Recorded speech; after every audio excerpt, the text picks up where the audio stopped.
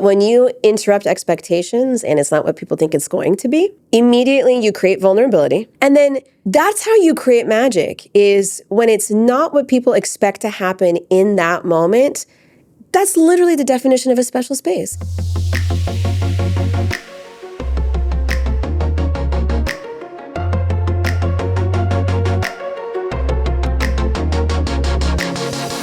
Hey everyone, welcome back to Unseen Unknown. Today we're going to talk about what it takes to create a meaningful space. So a space where people come, they know that they've entered, it changes them somehow, and then they emerge transformed.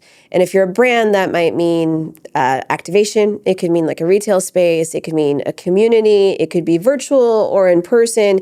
But special spaces are getting increasingly important and more part of where culture is headed, both in non-brand spaces and branded spaces. So that's what we're going to talk about today.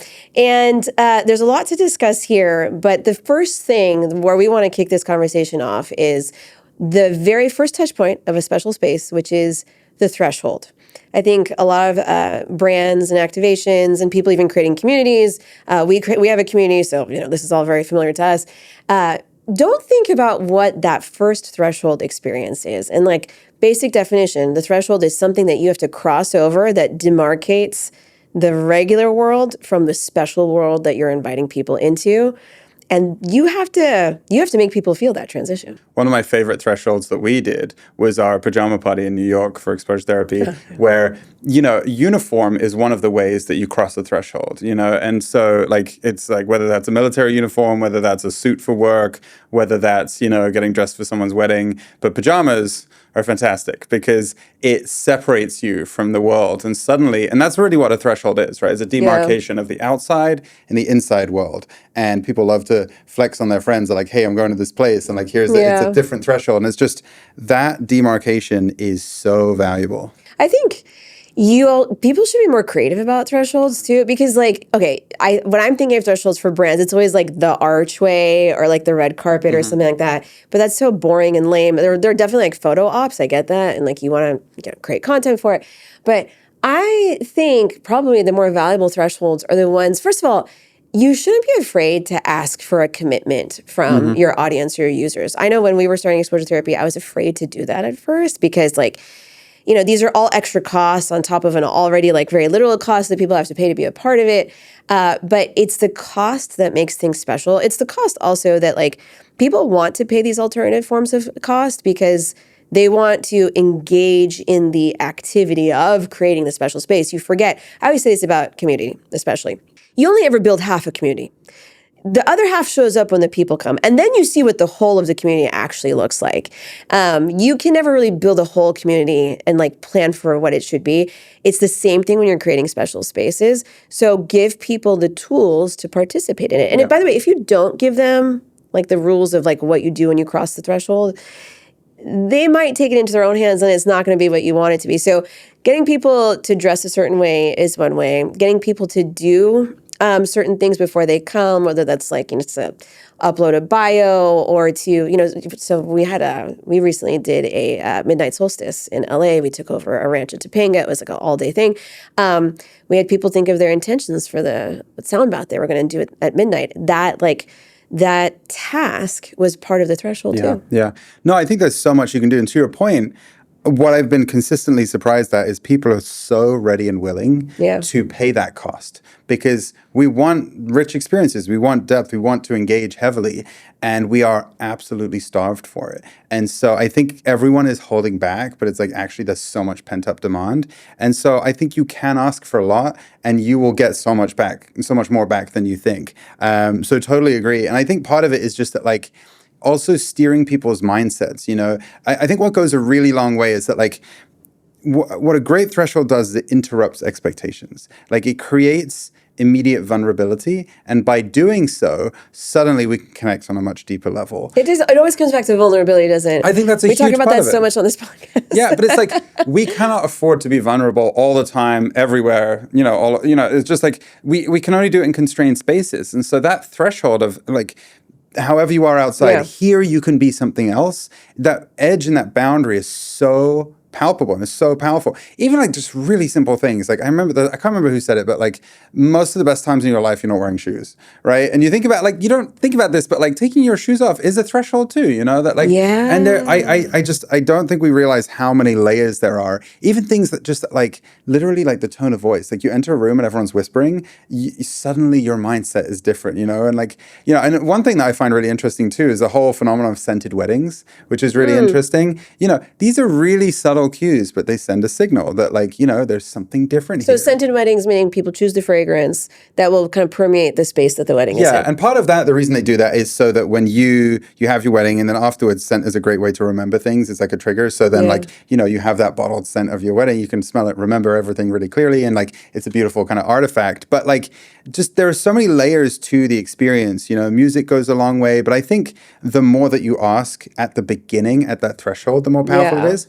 But the other thing I think a lot of people don't think about is the threshold at the end where you leave the space too, just so it bounds it. Because a lot of the time what happens is, this was great, let's get on a WhatsApp group, let's do this. And then it just fizzles, you know? And like you need to have a defined edge where it's like, this was beautiful and it's over and we can enjoy it. And like, sure, you can connect afterwards, but knowing, that's why the threshold is valuable. So I know when I enter, but I also know when I leave. And you know what was really good? Like years ago when I was a student, I did kendo for a year.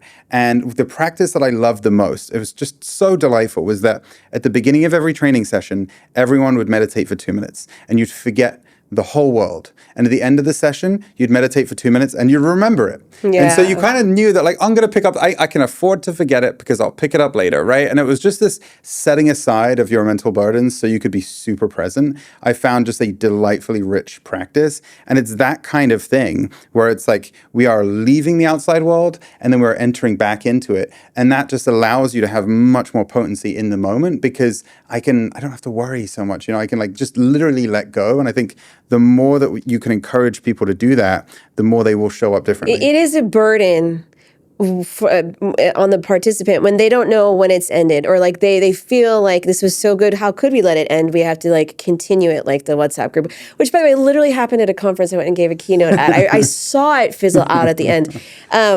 And I think a metaphor for what you're describing is don't leave the back door open. People come in through the front door, you close that door. We know to close that door, right? The threshold, only certain people come in. We know once they're in, we close the door, then the experience starts. But when they leave through the back door, that back door also has to be closed. Small thing, I saw a meme recently about this great, like, what is it when you leave the wedding, the take-home gift or whatever. A lot of times, like, I remember when I was a kid, like, my parents would just take the flowers off the table. Like that was what you did back then. But now everybody has their own traditions. A really brilliant one that I saw was somebody had created a library and you choose a book to take with you. They had a library of all their favorite books and you left with the book. What a beautiful commemorative gift that like is kind of like it like kind of winks at you at the when you're outside of the experience, where you can tap back into the experience again. It's a small thing, but the threshold at the end, those things that you give people, that's the takeaway. So we think a lot about what people get when they come in for exposure therapy. For example, we have our boxes that people love. I personally choose a book for each person based on what I know about them. They get a bunch of fun stuff. Every year, you get a different box too, which people look forward to. But the ending thing is interesting. I think something that I know we've done, we've advised brands to do, but people forget is like, when people leave, like also like don't renew or, exit, you should celebrate the exit too. Like sending out a really thoughtful message about like being grateful that person shared that space with you and telling them that if they ever want to create a spontaneous space with you again, that you're here for them, or, telling them that they impacted the group, however, like that ending is also important. It reminds me of that study that you like to cite once in a while about colonoscopies. What was it? Yeah, what was it? Yeah, it's kind of funny. So they did a study on colonoscopies, and it's really about how we experience things. And what they found is that when you do the colonoscopy and they take the thing out and you leave, very unpleasant memory. When they leave it in longer, like they're not doing anything, it's just there, and then they take it out later, what happened is you remember the end and the beginning very, very clearly. And so if the end is less unpleasant, then you remember the whole thing as being less unpleasant. And so, in that case, it's about reducing the unpleasantness at the end by just tapering it off, more slowly. But the same as the inverse, in that when you have like a peak beautiful moment at the end, it's like, I think probably why Disneyland does the fireworks, right? It's like the fireworks in the end, and you want to have a bit of a crescendo because again, your memory is just going to anchor. And I think a lot of creating a space is understanding how we remember things. That's how we experience it. And so that study is a great reminder that one, it's very malleable, but two, those first introductions and those endings are so important. And honestly, I think Disneyland is a great reminder of this too. The way in which when you enter, there's that arch. And so you have to go through this compression and then this expansion to like, suddenly I see everything, right? And it's designed with that sight line, and the buildings or even the streets are a slight angle so that it makes it look further, and so you have like a very much a delightful visual surprise that, interrupts your expectations. Yeah. And I think the same applies in a community and in a gathering and like an event that you hold. It's how do I interrupt expectations, delight at the beginning and the end. And so there's an arc to it. But that last moment, I think, is really palpable. And the reason I think why it's so important is that it directs your attention to what was valuable. Yeah. And that's what you're getting at, is that like, when you leave an event or you leave in a community, it's like, oh, that was nice, but like whatever, I feel however I feel at the end. But you don't have that moment of reflection of like, hey, here's all the things that we just did. You know, I think that's where you can direct people's attention to the most valuable parts of the evening or whatever, that however long that period is. But that directing attention shapes the memory, and that is how you value something. You should literally take whatever special space you're creating, the event, the activation, the community, whatever, and map all the expectations that you see happening throughout the course of that event.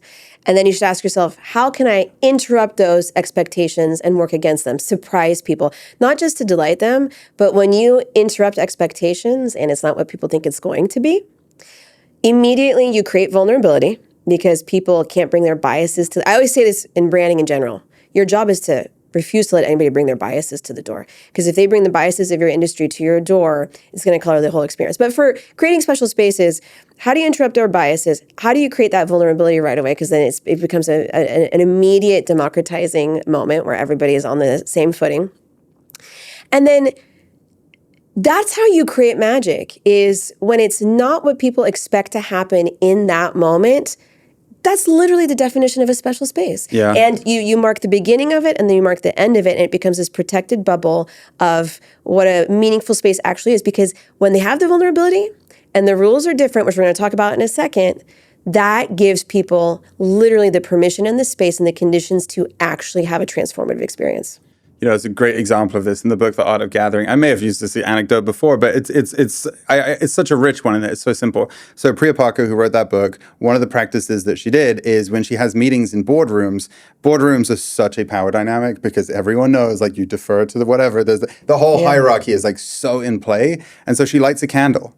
And that is the threshold, because a candle is like what, like your brain cannot compute, like something weird is going on here, and it interrupts the role expectation. Yeah. Now it's like, oh, okay, something, it's just like, and it doesn't have to be huge, but that one, I mean, literally, it's like you light a candle. It's not that big, but in the context of a boardroom meeting, suddenly it's like, where are we? And that's that. It would be so disorienting, but in a good way. Yeah. That's the kind of thing, yeah. I think sometimes people worry about disorienting their audience too. Like, I would worry about disorienting somebody in that situation. When we did the pajama party, I was worried about disorienting people because this was a much more intimate space that we had created. Yeah. We had no chairs.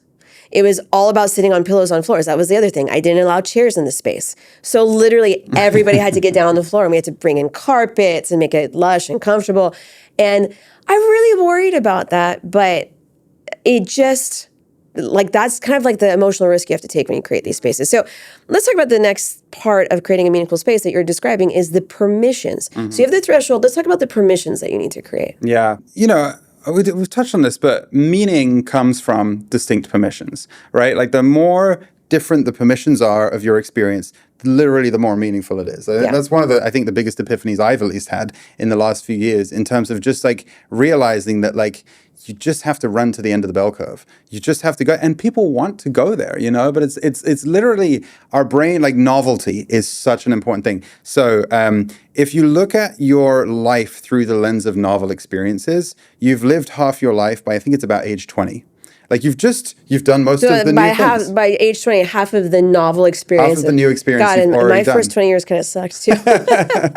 But I mean, that's the point, right? Is that like our brain, like if it's routine, we don't need it, you know. And we're very efficient as far as like what we remember. And again, that's the point, right? If it's novel, we'll remember it. And there's a whole bunch of evolutionary biology why. But it's just to say, you got to make it novel, right? And that's how suddenly it's like, oh, I have to pay attention, you know? And that's it brings all of your senses online. And that's exactly why interrupt, like the candle, forces you to be more present, because your brain is trying to figure out, well, what do I do here, right? When you're at a birthday party or a boardroom, whatever, you know how you have to behave. Yeah. And so it's less novel. And so just that, like, oh, this is an unfamiliar space. And we're such socially encoded creatures. Like, it just cannot be understated how social survival just depends on fitting in, you know? And so we're programmed to really pay attention. Like, literally, social rejection is physically painful because it uses the same neurons. And so the whole point there is that, like, we are desperately trying to figure out the rules. And so when you interrupt the rules, suddenly you've got people being present. And that's why that really matters. That's why the threshold helps. Yeah. Because if you're not present, you know, why are you there? And a lot of people go to a lot of things in life and they're not present. And that's, you know, truly, I think one of your biggest enemies in terms of creating a special space is how to actually make people arrive mentally. You know what I mean? Because so many people are there, but they're not really there, you know? So there's the permissions you allow, but what about the permissions you don't allow? I think this is really important in digital spaces. So I know, for example, in all of our virtual spaces, whether it's our community, our company, whatever, I make it really clear in our guidelines and at the top of every call, I do expect everybody's camera to be on. Like, that is a small signal, but you know, it depends on what your community is about, but high trust communities are the ones where most meaning is created. High trust communities is where you create these special spaces, or like, otherwise, why are you creating a special space if it's not to create high trust among people? Because then transformation happens. High trust, you just have to accept that it requires a certain level of decorum and respect that you might be uncomfortable asking for, but it's so crucial. Yeah. Like, I had, you know, making sure people on camera, making sure that if I make introductions, it's understood that, like, you need to accept the introduction and have the call with the person. You know, I won't get into it, but all the rules we have about, like, RSVPing for events and things like that. I'm very strict about dress code and things. I don't like being the police when it comes to all this stuff, but it is all of these little actions that set the stage for how people then treat the sanctity of the space. Mm-hmm. Yeah, I think, you know, in a social setting, it's such a delicate dance. Yeah. You know, it's so, I mean, it just, you've got so much, like, you don't want to step on people's toes, but there's a lot of movement that has to happen, you know? We all have to kind of, like, do this dance. And especially at the beginning, you have to establish the culture very carefully. Because, you know, once you've got a core culture, the rest of it is everyone follows. Like, we're very easy at following rules. They become mimetic. They kind of follow, like, when I set a certain standard, then other people uphold it. So it becomes less of a burden on you, but you really have to hold that energy. Yeah. Like, if you had a room with 5 people who are all whispering, everyone else joins, the volume will stay low. But if they're all talking loud and you want to get them to whisper, it'll be so hard to get them to stay down there because that initial set of behaviors is where the bar is set, you know? And so it's really delicate at the beginning, and then you can kind of ease off, you know? But, like, that's where it all comes down to, is, like, your first few people, you know, whether that's a community or an event, it's just that, like, those permissions, once they're established, once you've got a set of norms, it's so easy. It's 10 times easier to follow than it is to actually, you know, embody something that doesn't have that, you know, like that clearly laid out. And so over time it gets easier. You know, every time you go to Burning Man, like, you know, like, that it's really clear. The expectation is super clear. At the beginning, very delicate. And that's, I think, where a lot of things can fall apart, because there's so many intentions, but then the permissions don't allow for those, or you don't set the permissions and you can't hold them there. Or the permissions you don't allow. Yeah. Those are what we're gonna get. And the challenge there is that, you know, loud people massively outweigh quiet people, and so you just it's so delicate in that it just takes a few dissenting voices to really steer things in the wrong direction. And so that's why, like, and that's just how it is, in terms of gatherings. It's just that, like, that asymmetry, and so you just have to be very careful at the beginning, and that's where, like, you need to know where you're trying to guide things. Because if you kind of lay back too much at the beginning, things can happen. But once you've got those people who understand it, then you can lay back, because other people are going to, help establish the norms. And it's in service of everyone. But I think, again, that's where it's like there is a level of intentionality and tightness that a lot of people are just reticent to do. And you're all better off when you do it. It's just, you got to kind of lean in. I think, in the Art of Gathering pre-apoc, I think the line is that, like, don't be a chill host. It's like you can actually be pretty involved. Yeah. And I think that's the spirit of it. Yeah. Let's talk about that, because the other important part of a meaningful space is the people. Yeah. And the first person we have to talk about is the host. Mm-hmm. You have a lot of brands, even like very organic community leaders, that become these hostless, headless spaces. Yeah. I don't think you can do any of the things that we just described without having an intentional host. And let me tell you something about being a host for a special space. Having been one for a lot of my career now, I always equate it to like being a parent. The true key to being the kind of host that can create these rules and create the standards, create the demarcation between the inside and the outside, hold the boundaries, hold the energy, is just like being a parent. The only job you have is to hold your own energy and to be growing up yourself. Because just like with kids, it can trigger a lot of stuff with you. A group of 100, 300 people, that can be very triggering too, especially if like these are vulnerable spaces where people are talking about things that they might not agree on, or, everybody has like a different energy or expectation they bring into the room. It all comes down to the host. I mean, just like in corporations, it's down to the leadership, right? It's almost metaphysical, but you have to control your energy, and everybody around you will align to it. That goes for both physical and digital spaces.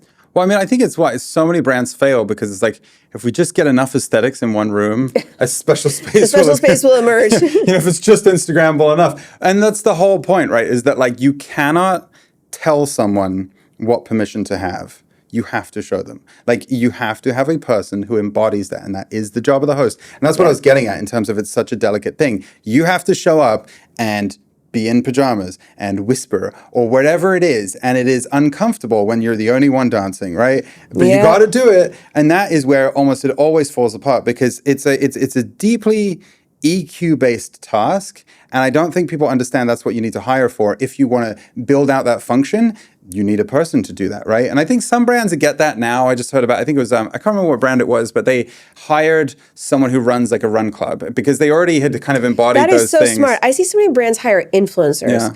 Influencers, I've worked with many. There is no direct correlation between being an influencer and having emotional or having EQ. I'm sorry to say.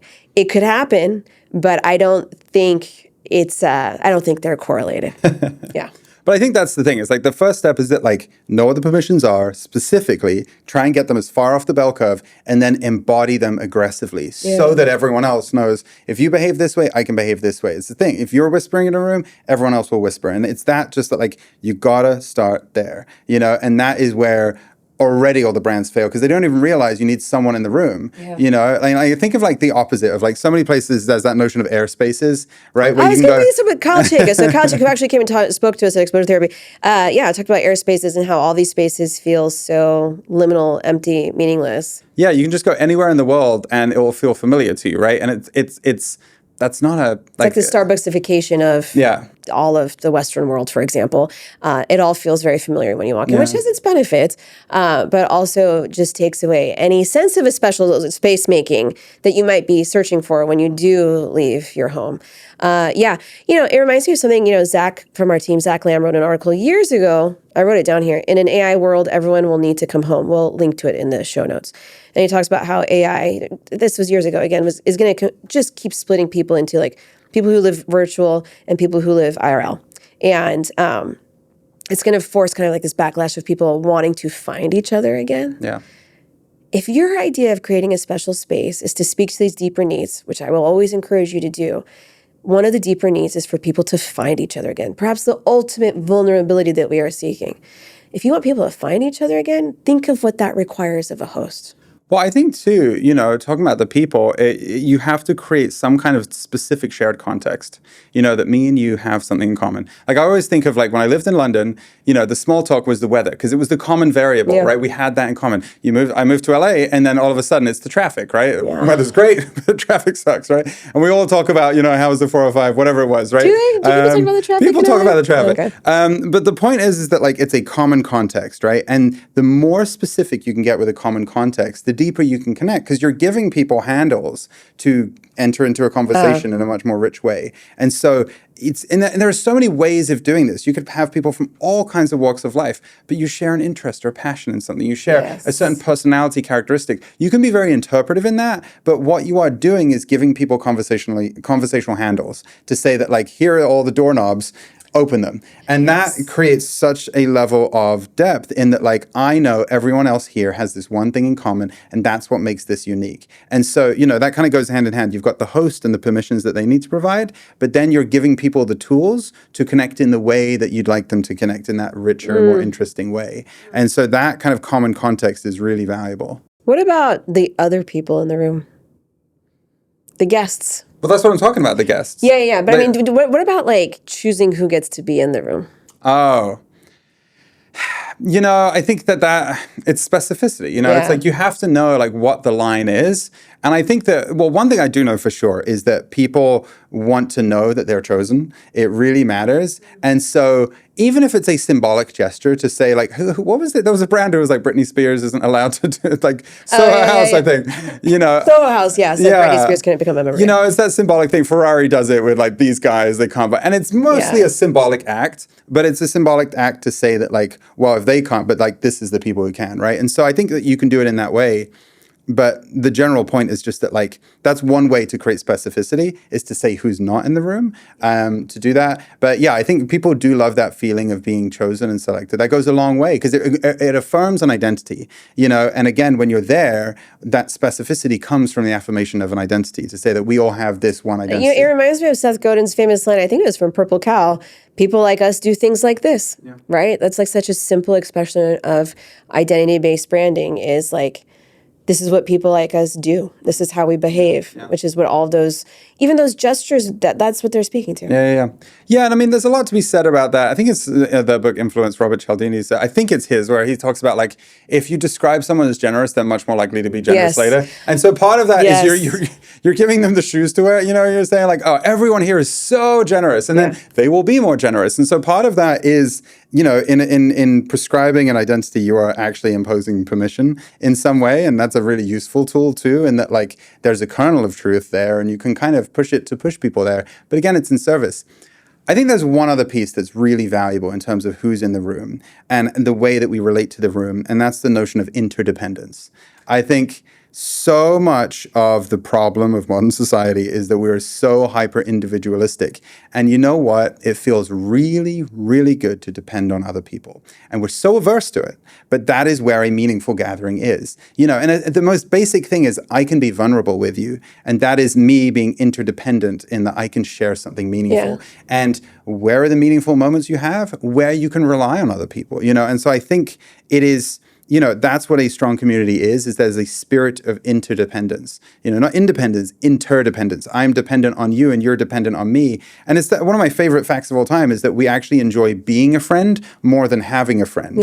In that, like, we love to be depended on. We love to be, and like, again, it's one of those things of like, we're desperate for it. We don't have it. We want the permissions to do it. And if you can create that space, there was that study about the 36 questions that build intimacy, and it really, really works. And a lot of that is just creating that vulnerability where it's like, I can be interdependent on you. And so the bar doesn't have to be super high for you to do that, but that is such a rich experience when you can rely on other people. That is actually kind of a really good cheat code for if you're creating a meaningful space, is just ask yourself, are there any small ways that we can make people interdependent on each other?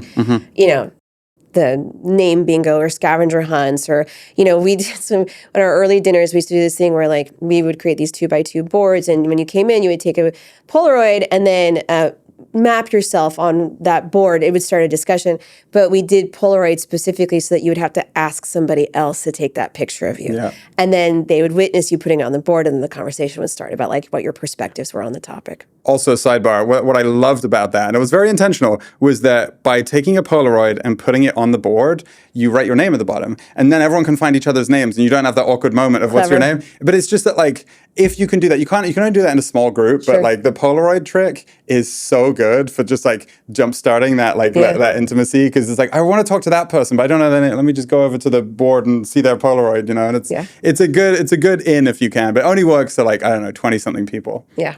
All right, friends, I think we're going to end it there. Thank you so much for joining us for this episode. If you want to read more of our stuff, we're on Substack. Just look up Concept Bureau. That's the name of our publication. It's also the name of our agency. If you want to join our special space, just go to exposuretherapy.com. That is our private community where we do really transformative things, I think. All right, we will see you next time. Bye, everybody. Thanks, everyone.